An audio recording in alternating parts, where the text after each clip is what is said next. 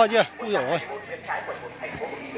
Khoai này là khoai ăn luôn đấy. Đúng rồi. Ăn sống luôn đấy. Hôm ở về vùng xanh cũng ăn luôn mà. Ừ. Cái này họ lấy giống từ Lào Cai về để trồng ấy. Nó hơi ngọt ngọt. Ừ, ngọt.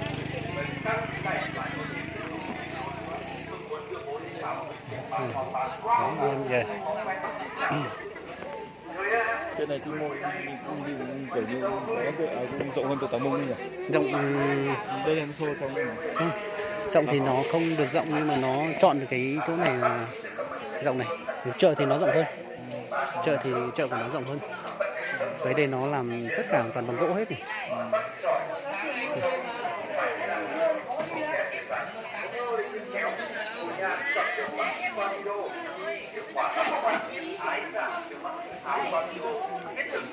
Hay đáo để ông nhỉ. Về bác sĩ 24 liên tục có các chương trình hỗ trợ người bệnh trong lúc tình trạng khó khăn nữa. Ông theo dõi trên Facebook VOV bác sĩ 24 nhiều chương trình hỗ trợ làm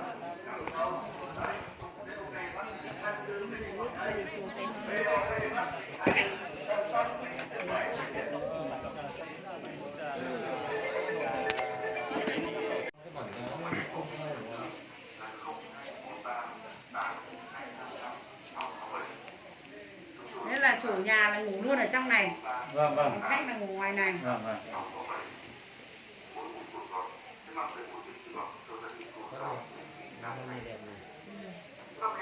Thế mới đúng bản sắc chứ. Trang trí cái rèm cái video là cũng theo bản sắc luôn chứ không phải đấy. Anh Xá ơi, nếu mà ví dụ như mua cái này thì một cái như thế này là bao nhiêu tiền?